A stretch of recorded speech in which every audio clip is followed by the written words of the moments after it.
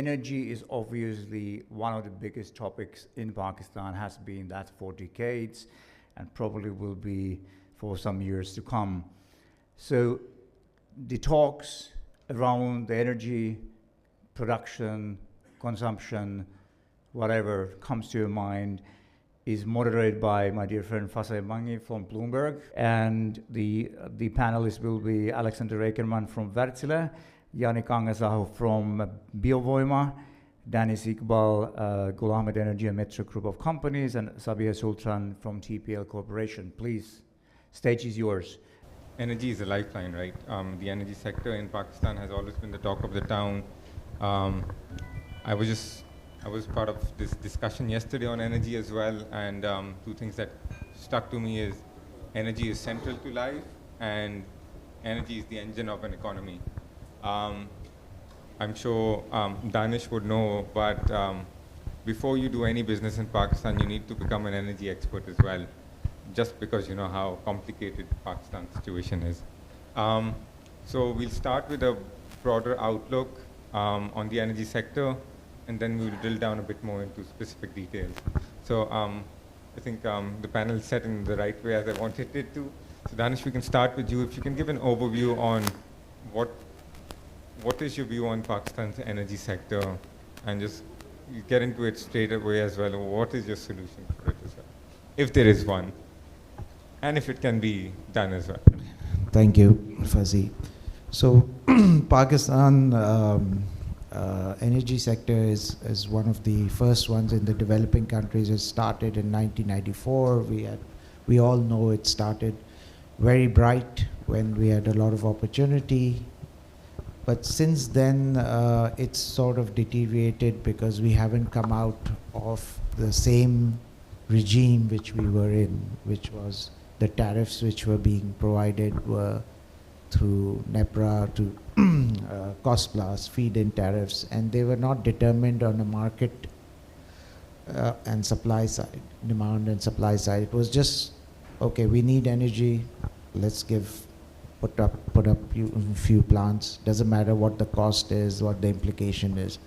I would think that there are hundreds of industries here in Pakistan who still require cheaper electricity at that 1/3, 2/3 of the cost. So how do you get them involved? So if my solution is, because I'm not going to talk a lot about the sector because there's not enough time, but solution is, would you tell all the power plants, you can leave the agreements, PPAs, and you can sell, if you're a 1,000 megawatt plant or 2,000 megawatt plant or 1,500 or 800, sell it to an industrial zone, sell it directly to an area which has a lot of industries. Now what that does is takes the liability of capacity price away from the tariff, because now the government doesn't have to pay that capacity price to that power plant. Now what you've done is you've taken that capacity price, and that capacity price doesn't have to be paid by the new buyer, because they know that this industrial block which I'm selling, they will consume all the energy. They work 24 hours. They need their feasibilities based on 24 hours of energy. And all we need is the government support to give us some sort of use of service charge, which should be competitive. And you will see the price, the demand will increase substantially, the price will decrease by 1/3.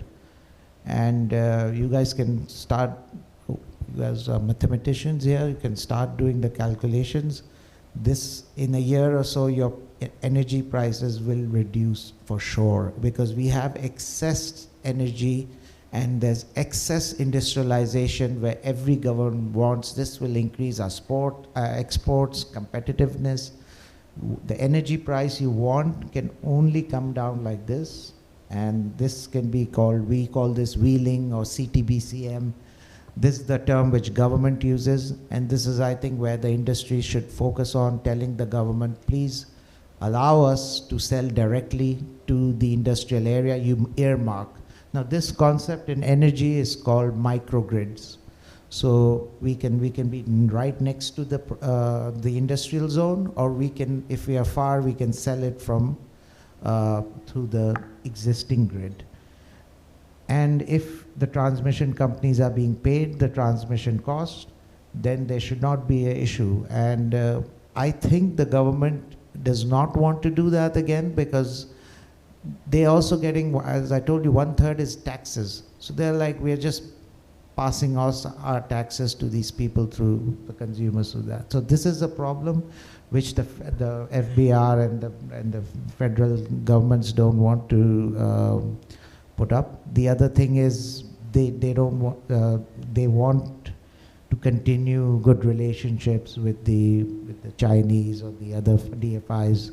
So this is the way. I think we have a very good solution in hand, and if that can be implemented, even half of, let's say if you do Karachi or Faisalabad or some areas where there's a lot of power plants, you can start giving directly, and you will see a reduction, increased demand and reduction of capacity from that area's tariff. So that area's tariff is the way to go. And everybody is talking about solar energy and people putting taxes on solar. This is not going to make any difference in increasing in demand by taking off net metering or introducing some other taxes. It's not going to make a penny difference. So this concept is also not very feasible. So this is what I wanted, a short solution for you.